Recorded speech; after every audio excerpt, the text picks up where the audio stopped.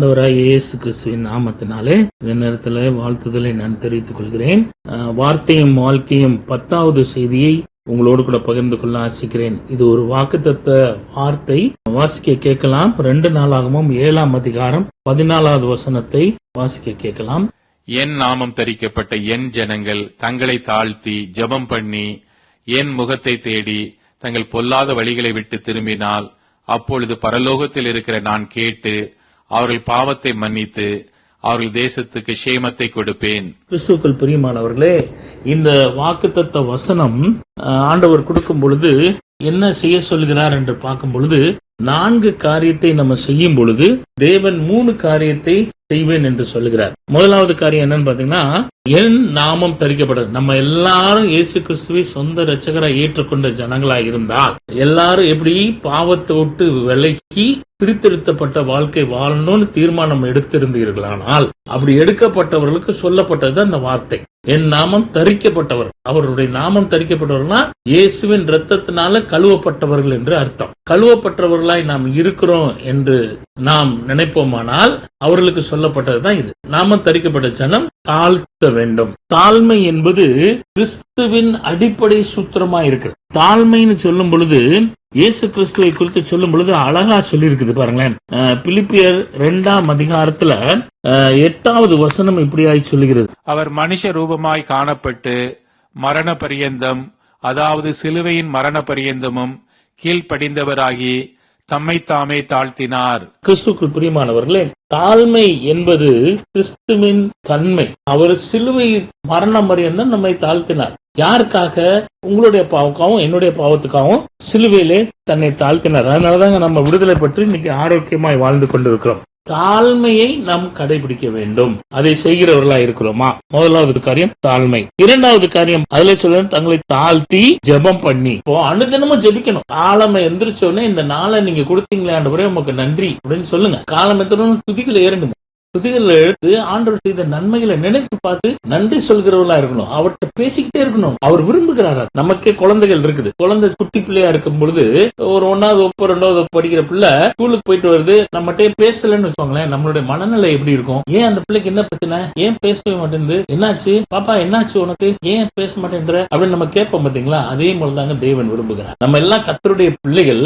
ஏன்னா அவர் நாமம் தரிக்கப்பட்டவர்களாய் நம்ம இருக்கிறோம். அவர்னால மீட்கப்பட்டவர்களா இருக்கிறோம். அவர் நம்ம கிட்ட பேசணும்னு விரும்புறாரு. நம்ம அவர்கிட்ட பேசணும்னு சொல்லி விரும்புகிறார். ஜெபம் என்பது அவரோடு கூட நம்ம உறவு வைத்துக் கொள்வது. எவ்வளவு தூரத்துக்கு ஆண்டவர்கிட்ட சொல்லலாம்? எல்லாத்தையுமே சொல்லலாம். எதுவும் மறைக்க வேண்டிய அவசியம் இல்லை. மனைவிட்ட மறைக்கலாம், ஃப்ரெண்ட்ஸ்ட மறைக்கலாம், ஆனா கர்த்தர்ட்ட மறைக்கணும்னு அவசியம் இல்லை. அனைத்தையும் சொல்லலாம். அதை கேட்க ஆயத்தமா இருக்கிறார், விரும்புகிற தேவனா இருக்கிறார். அப்ப ஜெபிக்கணும். இரவும் பகலும் ஜெபிக்கணும். எந்தெந்த நேரத்துல எல்லாம் வாய்ப்பு இருக்கும் அந்த நேரத்துல ஜெபிக்கணும் சொல்லி கர்த்தர் விரும்புகிறார். அவர்கிட்ட பேசணும்னு சொல்லி கர்த்தர் விரும்புகிறார். தாழ்த்தணும், ஜெபிக்கணும், முகத்தை தேடணும் அப்படின்னு சொல்லி சொல்லப்படுது. முகத்தை தேடணும்னா எப்படி? அவர் முகத்தை எப்படி பார்க்க முடியும் அப்படின்னு சொன்னா, யாரும் உருவத்தை பார்க்க முடியாது, ஆனா அவர் சத்தத்தை நம்ம கேட்க முடியும். எப்ப? வேதத்தை வாசிக்கும் பொழுது, நீங்க ஜெபிக்கும் பொழுது நீங்க கர்த்தர்ட்ட சொல்றீங்க.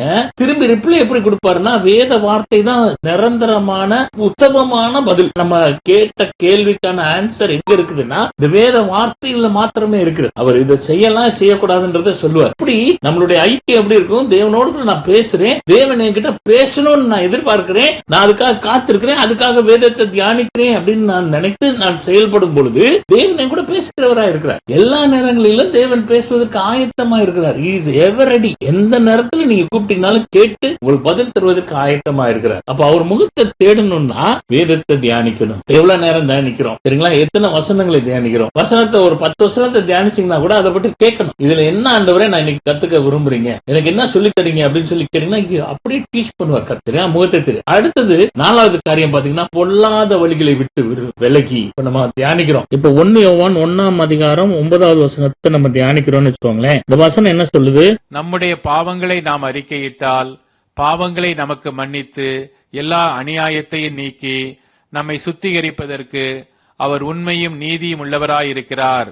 என்று சொல்லப்படுது. இப்ப இந்த வசனத்தை நம்ம தியானிக்கிறோம்னு வச்சுக்கோங்க, எல்லா அநியாயத்தை நீக்கிறதுக்கு அவர் ஆயத்தமா இருக்காரு. அப்போ பொல்லாத வழிகளை விட்டு திரும்பணும்னா நம்ம என்ன செய்யணும்? தன் பாவங்களை மறைக்கிறவன் மாலடைய மாட்டான். அறிக்கை செய்து விட்டு விடணும்ன்ற ஒரு மனநிலைக்குள்ள நம்ம வந்து தேவனிடத்துல கேட்டோம்னா எல்லா அநியாயத்தை நீக்கி சுத்திகரிப்பதற்கு அவர் உண்மை நீதி உள்ளவராக இருக்கிறார் என்று பேசுகிறார் தேவன். இப்போ இந்த வசனத்துல இருந்து நம்ம கற்றுக்கொள்கிற காரியம் என்ன? பாவம் செய்வது நம்ம வாழ்க்கையில நடைமுறையா இருக்கிறது. ஆனா மன்னிப்பதற்கு கர்த்தர் ஆயத்தமா இருக்கிறார். ஆனா நான் பாவத்தை அறிக்கை செய்கிறேனா? அப்ப இந்த வசனத்துல நான் கற்றுக்கொள்கிற காரியம் என்ன? இன்னைக்கு தேவன் எனக்கு கற்றுக் கொடுக்கிற காரியம் என்னன்னா, நான் பாவங்களை மறைக்க கூடாது, அறிக்கை செய்து விடணும் என்பதை நான் கற்றுக்கொள்கிறேன். தேவன் எப்படி நம்மகிட்ட பேசுறாரு அப்படின்னு சொன்னா, பாவம் செஞ்சுட்டு இருந்தேன்னா பாவத்தை அறிக்கை பண்ணு, மன்னிப்பு பெற்றுக்கொள் அப்படின்றதான் நம்ம கற்றுக் கொடுக்கிறார். 4 காரியம் சொன்னேன். தாழ்த்தணும், ஜெபிக்கணும், முகத்தை தேடணும், பொல்லாத வழிகளை விட்டு திரும்பினால் ஆண்டவர் அழகா சொல்றாரு. அடுத்து 3 காரியத்தை தேவன் செய்வார். பரலோகத்தில் இருக்கிற நான் கேட்டு, இந்த 4 காரியத்தை செஞ்சாதான் நம்மளுடைய விண்ணப்பமே கேட்கப்பட முடியும். பரலோகத்தை போய் எட்டும், தேவ சமூகத்தை போய் எட்டும். இந்த 4 காரியத்தை நான் சரிப்படுத்தினேன்னா தான் என் விண்ணப்பம் கேட்கப்படும், என் ஜெபம் கேட்கப்படும். கேட்கப்படுறது மாத்திரம் இல்ல, பரலோகத்தில் இருக்கிற நான் கேட்டு பாவத்தை மன்னித்து.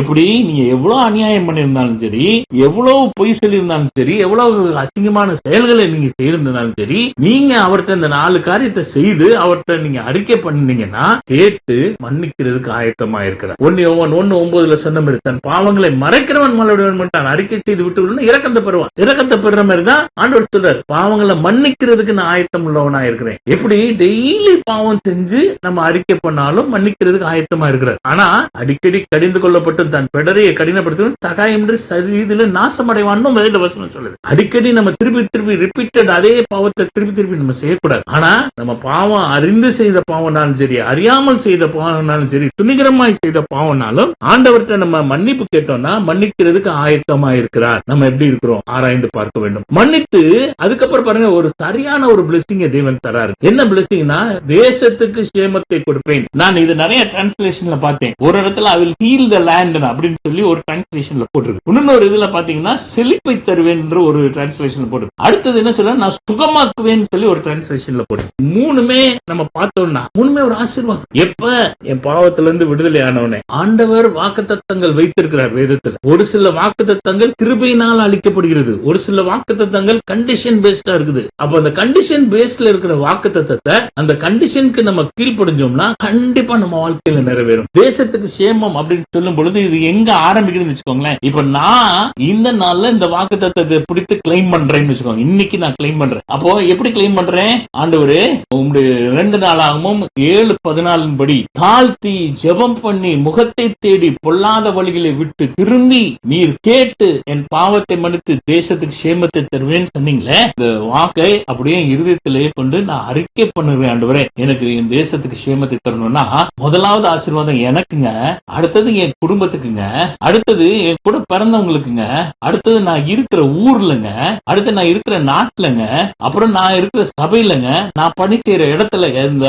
வாக்குத்தத்தத்தின் ஆசீர்வாதம் அப்படியே தொடர்கிறதா இருக்கும். தேவன் அப்படித்தான் நம்மளை பிளஸ் பண்ணணும்னு சொல்லி விரும்புகிறார். ஆனா அந்த வாக்குத்தத்த வார்த்தைக்கு அந்த சொன்ன கண்டிஷனுக்கு நம்ம கீழ்ப்படியும் பொழுது அப்படியே நிறைவேற்றுறவராயிருக்கிறார். எங்க நம்மளை யோசித்து பார்க்கலாமா? நம்ம எவ்வளவு தூரம் பின்தங்கி இருந்தாலும் ஏற்றுக்கொள்வதற்கு ஆயத்தமா இருக்கிற இயேசு நமக்காக பரிந்து பேசிக் கொண்டிருக்கிறார். கேட்கலாமா? அவர்கிட்ட கண்களை மூடி நம்ம ஜெபிக்கலாமா? கிருபை நிறைந்த அன்பின் ஆண்டவரே, இந்த நாள்ல கொடுத்த இந்த வாக்குத்தத்தத்தால் சொல்றோம். 4 காரியத்தை செய்து 3 ஆசீர்வாதங்களை அனுபவிக்க எங்களுக்கு தாழ்த்தி ஜெபம் பண்ணி முகத்தை தேடி பொல்லாத வழிகளை திரும்பினா பரலோகத்தில் இருக்கிற நான் கேட்டு தேசத்துக்கு சேமத்தை கொடுப்பேன்னு சொன்னீங்களே, அந்த சேமத்தை அந்த ஆசீர்வாதத்தை ஒவ்வொருவரும் இந்த செய்தியை கேட்கிற ஒவ்வொருவரும் அனுபவிக்க உதவி நீங்க பொறுப்பேற்றுக் கொள்ளுங்க. வழி நடக்கும் இயேசுவின் நாமத்தினாலே வேண்டுதல் செய்கிறோம் நல்ல பிதாவே. Augustus agape counselling ministry Madurai. ஜெப தேவைகளுக்கோ அல்லது கவுன்சிலிங்கோ இந்த நம்பர்ல நீங்க கான்டாக்ட் பண்ணலாம். தேங்க்யூ. God bless you.